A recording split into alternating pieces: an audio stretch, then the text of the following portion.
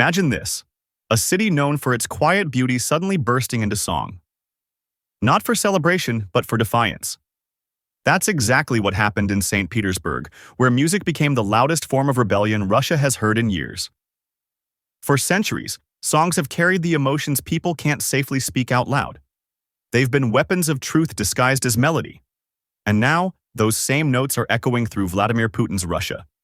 A sound he can't easily silence. Just days ago, crowds of young Russians flooded the streets, their voices rising together in one powerful tune aimed straight at the Kremlin. The message behind the music was unmistakable. It's time for change. According to reports from The Telegraph, hundreds gathered on October 14th to challenge not just Putin's rule, but the suffocating laws that punish anyone who dares criticize it. This wasn't just another protest. It was a rare act of open defiance in a country where speaking against the president can mean prison or worse. But that didn't stop them. Backed by street musicians, the protesters sang out against Russia's newest censorship law, a sweeping ban that brands nearly any anti-war message as extremist. Their song of choice? A bold one. Cooperative Swan Lake, written by pro-Ukrainian rapper Noise MC, has become the unofficial anthem of Russia's younger, freer-thinking generation, the same generation Putin is trying to send off to fight in Ukraine. The lyrics might sound odd at first. Where have you been for 8 years, you monsters? I want to watch ballet. Let the swans dance. But beneath the poetry lies a biting satire of the Kremlin's propaganda and the chaos of war. It's a cry for normalcy, for beauty, for a Russia that doesn't tremble under one man's rule. Noise MC, whose real name is Ivan Alexiev, knows the cost of dissent better than most. He was among the first artists to publicly condemn Putin's so-called special military operation when the invasion began. And he's been silenced, censored, and pushed out ever since. Yet his music continues to echo where it matters most, in the hearts of those unafraid to sing back. But Ivan Alexiev, better known as Noise MC, knew what was coming. Speaking out in Russia isn't brave, it's dangerous. So he fled. From his new home in Lithuania, he's kept recording the same kind of music that got him in trouble. Fierce, raw tracks that call out Putin's war in Ukraine for what it really is. The Kremlin, of course, didn't take that quietly. Officials branded him a foreign agent, a title that basically paints a target on anyone the government wants to silence. It means he's an enemy of the state, and that if he ever dares to return to Russia while Putin's in power, punishment would be waiting. And the threat isn't just words. In March, that danger turned real. A pro-Russian gang set fire to the door of an apartment believed to belong to Alexiev. Whether they thought he was inside or simply wanted to destroy his property, the message was crystal clear. Scrawled on the wall beside the burned doorway were chilling words. Greetings to the enemy and traitor Vanya Noise MC from The Pianist. The Pianist, that's the name of the gang. They've targeted other artists too. Just a week before attacking Alexiev's home, they torched another apartment belonging to a musician known as Lurby 2, also branded a foreign agent by Moscow. The same signature, the same threat, the same warning. Speak out, and this is what happens. This is the reality for Russian artists who refuse to bow down. They're hunted, harassed, and erased, all to make sure no one else dares to question the state. It's exactly this fear, this suffocating silence, that pushed the people of St. Petersburg to rise up on October 14th. The goal from the Kremlin's side is obvious: drown out dissent before it spreads. Because if the people can't hear opposing voices, they're easier to control. But this time, the song broke through. Footage shared by TVP World shows the moment. Hundreds of people standing shoulder to shoulder in the heart of St. Petersburg, their voices rising in defiance. You can see the emotion, anger, hope, exhaustion, all blending together into something powerful. A crowd that knows the risk but sings anyway. A crowd that refuses to be quiet. These weren't people hiding in the shadows. They wanted to be seen. You could tell just by looking. Hardly anyone in the crowd wore a mask. In a country where showing your face at a protest could get you jailed, that's an act of courage all on its own. As the crowd jumped and sang, phones were raised high, recording every chant, every beat. They weren't just singing to the people around them. They were broadcasting straight to the world, and once that footage hit the internet, there was no going back. Putin couldn't suppress it. It was already spreading like wildfire across social media, especially YouTube. And that's where Noise MC's influence really shines. His music videos pull in millions of views, many from inside Russia itself. Despite government censorship, firewalls, and threats, people are still listening. His songs have become rallying cries, quietly fueling a movement that refuses to die down. The song, Cooperative Swan Lake, the anthem that filled the streets of St. Petersburg, might sound strange to anyone unfamiliar with Russian culture. The lyrics, at first glance, seem cryptic. But they carry deep meaning, and the reference to Swan Lake is anything but random. To understand why, you have to rewind to the Soviet era. Back then, Swan Lake wasn't just a ballet. It was a signal. Whenever something big or unsettling happened behind the scenes, the state-run TV channels would suddenly start playing Swan Lake on repeat. It happened in 1982, 1984, and 1985 when Soviet leaders died. The goal was to distract and calm the public. But it had the opposite effect. Over time, people learned to read between the lines. When Swan Lake played, it meant something was wrong. That association only grew stronger in 1991, during one of the most chaotic moments in Soviet history. As the government teetered on the edge of collapse and reformers pushed for more freedom, Swan Lake once again filled the airwaves, this time to mask an attempted coup against President Mikhail Gorbachev. Within 3 tense days, the coup failed, and Swan Lake became forever linked to political turmoil, rebellion, and the hope for change. So when today's protesters sing about Swan Lake, they're not just talking about ballet, they're invoking decades of hidden resistance. It's a cultural signal every Russian understands, a symbol of unrest, of old power shaking, of something new trying to break through. And then there's that one curious word in the title, cooperative. It's more than just a catchy phrase, it's a jab at the modern-day power networks running Russia behind closed doors. The same cooperatives of elites, businessmen, and ex-KGB figures who built their wealth and control under Putin's rule. That word, cooperative, hits harder than it seems. It's a sly reference to one of the most secretive power clubs in modern Russia, Ozero Cooperative. Back in the 1990s, before Putin rose to power, a group of men including him formed this exclusive lakeside network near St. Petersburg. On the surface, it looked like a simple neighborhood association. In reality, it became the seat of an empire, a tight circle of friends who would later control Russia's wealth, its media, and its politics. So when Noise MC calls his song Cooperative Swan Lake, he's not just writing about the ballet. He's calling out the system itself, that web of loyalty, corruption, and secrecy that's kept Putin's Russia standing for over 2 decades. It's a bold move, and every Russian listener knows exactly what he's pointing at. The song mocks that power structure in a way only art can. It takes something beautiful, like the ballet, and mixes it with the word that symbolizes corruption, turning a symbol of culture into a cry for freedom. It's clever, risky, and deeply personal for Russians who've spent their whole lives under that system. And now, the irony runs deeper. Swan Lake, once used by the Soviet government to distract people from turmoil, has been reclaimed by the people themselves as a symbol of turmoil, of resistance, of waking up. The same imagery the state used to calm citizens now fuels their outrage. As that chorus echoed through St. Petersburg's chilly streets, the meaning wasn't lost on anyone. The swans no longer danced for the state. They danced for change. The people were done being quiet. Meanwhile, the Kremlin finds itself in a strange position. Every time it tries to silence dissent, it ends up amplifying it. Banning music only makes it more popular. Labeling artists as foreign agents turns them into heroes. And every protest, no matter how small, is filmed, uploaded, and watched by millions across Russia, even by those too afraid to join in themselves. The movement has become something that can't be easily contained. It's not just about politics anymore. It's cultural, emotional, generational. The sound of Cooperative Swan Lake isn't just a protest song. It's a signal pulsing through the cracks of Russian society, a reminder that art still speaks louder than fear.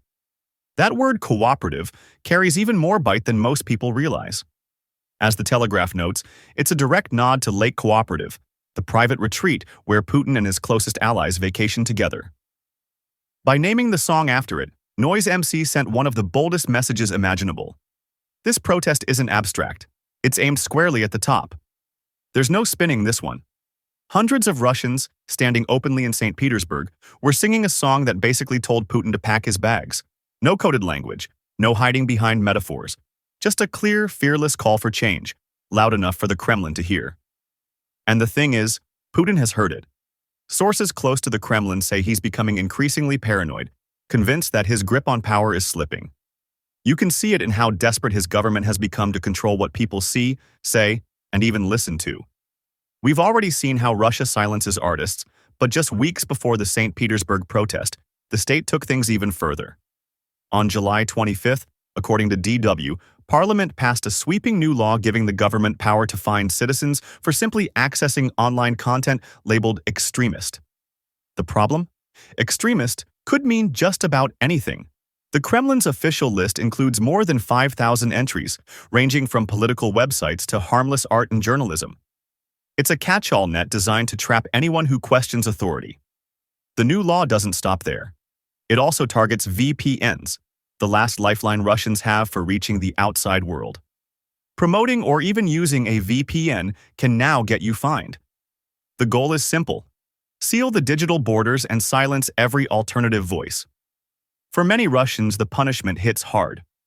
Watching one of Noise MC's YouTube videos without a VPN could cost them about $64, a steep price in a country where the average monthly income hovers just above $1,000. Imagine risking that much money just to hear a song your government doesn't approve of. That's how far control has gone. But here's the twist. October 14th proved that even these tactics can't fully silence dissent. People are still finding ways to connect, to share, to sing. And that defiance seems to be driving Putin deeper into paranoia. On the very same day that crowds filled St. Petersburg streets, Russia's security agency, the FSB, suddenly announced a new investigation into alleged anti-state conspiracies. The timing was almost too perfect. Within hours of people chanting for Putin's downfall, his secret police were claiming to have uncovered a new threat to the regime. Whether it was coincidence or calculated distraction, no one can say for sure. But one thing is clear: the walls around Putin's power are starting to crack. And the sound echoing through them isn't just protest, it's music. Now Putin faces the kind of questions that keep a man like him up at night. Was the protest in St. Petersburg connected to something bigger? Did the Russian anti-war committee help organize it? And if they did, does that mean the FSB's latest investigation failed before it even began? He may never get those answers, but the people caught in the crossfire of his paranoia tell the real story. The New York Times reports that the FSB's new probe has singled out 23 individuals across Russia. Almost all of them are professionals, academics, activists, and journalists who have shown no political ambitions at all. Their only crime is speaking honestly about Putin's war and his tightening control over the country. If you've made it this far into the video, it means you're enjoying what we do here at Euro Bulletin. Take a second to hit that subscribe button so you don't miss more updates and insights from Europe and its partners. Let's dive in more into the subject. What makes this even more telling is who some of these people are. A few once worked with Putin, advisors, analysts, and even former members of Russia's Council for Human Rights. These aren't radicals or revolutionaries. They're people who once believed they could help improve the system from within. But in today's Russia, even that is enough to make you an enemy. That's how deep the paranoia runs now. Once, Putin at least pretended to listen. Early in his presidency, he even spoke about Russia's place alongside Europe and the civilized world. Back in 1999, stepping into power after Boris Yeltsin's resignation, he told reporters he couldn't imagine Russia cut off from the West. But that version of Putin is long gone. Over the years, he's rewritten his own worldview, turning caution into suspicion and suspicion into full-blown distrust. By his third term, as The Guardian reported in 2015, the shift was obvious. The man who once cooperated, however reluctantly, with NATO had become consumed by the idea that the West was plotting against him. 10 years later, that mindset has hardened into something darker. Putin no longer tolerates debate or advice unless it echoes his own beliefs. The Kremlin has become an echo chamber, filled with loyalists, flatterers, and yes-men too afraid to speak the truth. Anyone who dares to disagree ends up silenced, exiled, or simply vanishes without explanation. It's no longer just control. It's obsession. Putin has built a world where every voice, every song, every whisper of criticism feels like a personal threat. And in chasing those threats, real or imagined, he's starting to lose something even he can't command: his grip on reality. The October 14th protests gave Putin something new to fear: proof that his control isn't as airtight as he wants to believe. The very fact that people manage to organize and gather in the open shows just how leaky the Kremlin's information wall has become. Despite bans, surveillance, and threats, Russians are still finding ways to see the truth. VPNs may be outlawed, but millions still use them. Artists like Noise MC may be censored, but their songs keep spreading across phones and laptops, slipping through cracks in the system. The harder Putin tries to silence dissent, the louder it seems to echo back. And that's the heart of the problem. His paranoia feeds on failure. Every time he clamps down and people resist anyway, his fear deepens. He's chasing shadows he can't quite catch. Now, anti-war voices are starting to grow louder inside Russia, something that would have seemed impossible just a couple of years ago. When the FSB announced its crackdown on the Russian anti-war committee, exiled businessman Mikhail Khodorkovsky took to X, formerly Twitter, with a message that hit right at the core of Putin's anxiety. "The threat we truly pose to Putin," he wrote, "comes from our function as an alternative point of legitimacy. If our work has rattled him this much, then clearly our approach is the right one."